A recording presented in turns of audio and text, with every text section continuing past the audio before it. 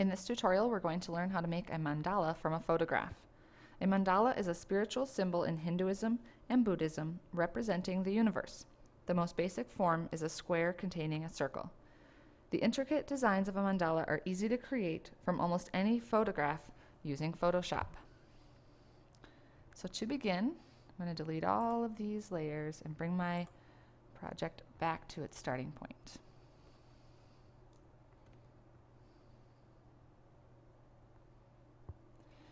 As I said, you can use almost any photograph, and once you try it on one, you might decide to try it out on another and see how it looks. So this picture is actually an HDR, and so it's a really, really big picture. So the first thing I'm going to do is crop it. You may or may not need to do this, but I'm going to do mine to 4:6, or actually 6:4 because it's a landscape, and a resolution of 300. The reason I'm doing this is we're going to add lots of layers as our mandala is created, and I don't want my file size to get too big. So I'm going to crop this down to just your standard photograph size. Again, you might not need to do that, and actually in the end they're going to become a square, so I'm going to lose a little bit of this, but you'll see that in a later step. So the first step is to edit and crop as needed. So you're wanting to start with a picture that you're pretty happy with. So do any sorts of curves or contrast or anything else that you want to do before you even begin, and then flatten all of your layers right here. Flatten your image. That way you just have one layer to start off with, just like I have here. All right, here we go. To begin, we're going to duplicate our background layer. You can Control J on your keyboard, or you can go and right click and duplicate. So now we have a layer 1. The next step is we're going to double the width of our workspace, our canvas size. And we do this, I'm going to go back to my background, image, canvas size. I'm going to change this to %, and in the width box here, instead of 100%, I'm going to put in 200%. That means it's going to get twice as wide, double. The height I don't want to change in this step, so I'm going to keep that at 100%, meaning it's going to stay exactly the way that it is. And I'm also going to make sure that relative is not checked here, and I want all of this 200% change to go in one direction, either right or left, so that it gets bigger just on one side. So I clicked this little arrow to do that. Say OK.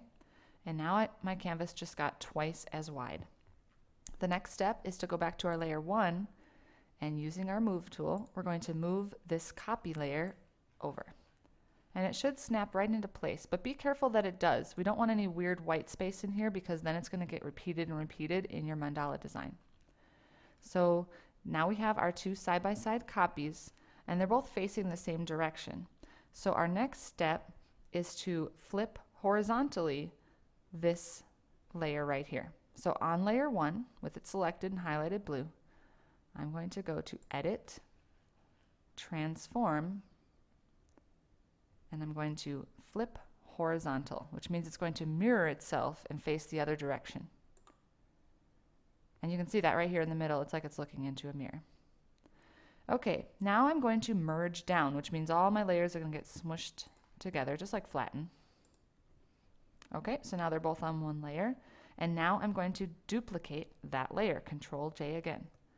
So now you can see over here my layers palette, I have a background and a layer 1 again with the mirrored pictures together.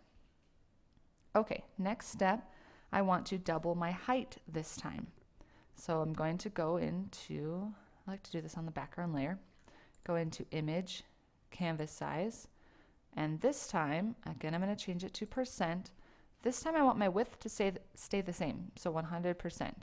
The height is going to get twice as big, so 200%. Again, make sure relative is unchecked, and I want to make sure that this goes down, and that's going to be really important. In the step before where you did the canvas size, it could go right or left. This time it's important that it moves down, because that's where we want this to connect down here. So say OK. All right, next step, we're going to move our layer 1 down to fill that space. Again, it should snap into place. Make sure that you don't have any white space like that, because that's going to make your mandala look really weird. There we go. Okay, and now we're going to flip this bottom layer around. Now you could just grab it and spin it, but it's really challenging to get it to be perfect. So let's use the computer's controls here and go to Edit, Transform, and this time flip vertically. So it just flipped it 180 degrees for us. There's lots of ways we could do that, but there's one of them. And now we're going to merge, but this time we're not going to merge it all onto one layer. We're actually going to merge it onto a new layer. So you're going to hold down a whole bunch of keys to do this, so make sure you're listening closely. You're going to hold down the Control, Shift, Alt. You can hold all those down and then press the letter E once. I'm going to say that again. Control, Shift, and Alt, and you can hold those down all together and then once press the letter E. And what that does is it merges these two layers into a new layer, which we now see layer 2 has everything on it. Okay, Control, Shift, Alt, E. We're going to use that again later too. Okay, so the next step we need to do is rotate 90 degrees this layer right here. So we're going to go into Edit, Transform, Rotate 90 degrees. And I'm going to go clockwise, or you can choose counterclockwise. All right. Now we have to crop. Now here's where our picture is going to become a square, because we have all this extra over here. And it can work to leave it, but you're going to have this really sharp edge here, so it's probably best at this point to just go ahead and crop it. So I'm going to erase in my width. I had 4x6 before. I'm going to erase that. So it's just blank. And I'm going to crop, and I'm going to start my crop box right here at the edge. And Photoshop knows what I'm trying to do, so it automatically snapped and made sure I got that perfect edge. And as I bring it down here, it's going to do the same at the bottom and over. So you don't have to be too careful. Photoshop understands where you want to crop to, and then I'm going to check it. So now I have a square image.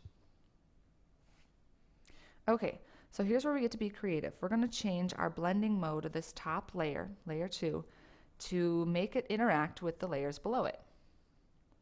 Now I've already gone through and tried a bunch of them, and I like screen the best. Oops, it looks like that. But just for a visual, I'm going to show you that there's lots of different ways you can do this, and you can pick the one that looks best to you. So I'm going to go back to screen. Okay.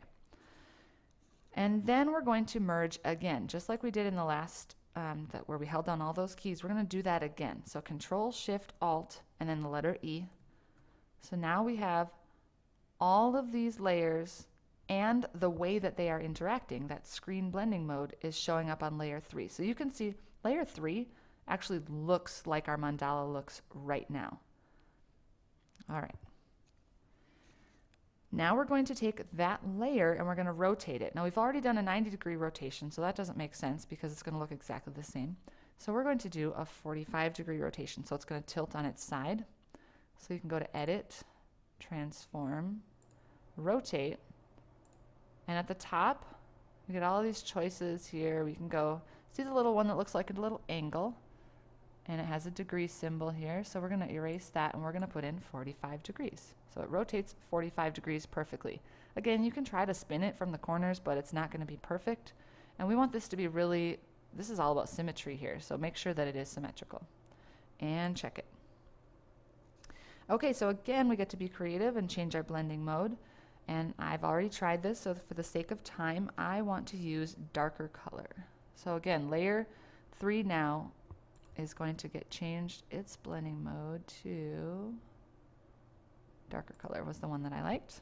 And I just liked it because it actually brought out detail. Sometimes if you do too much of the same thing, like if I did screen again, I would probably lose a lot of my detail because it would get brighter and brighter again. But I liked the darker one combined with the lighter one because it just brought out lots and lots of these details of those little plants. And I almost feel like I can just keep zooming in and seeing new things every time. All right. Okay, so at this point, I'm going to save this, and that is the end of the mandala tutorial. However, once you do those couple of steps, if you feel like you want to see what this looks like with a different picture, you're welcome to just try it on another picture.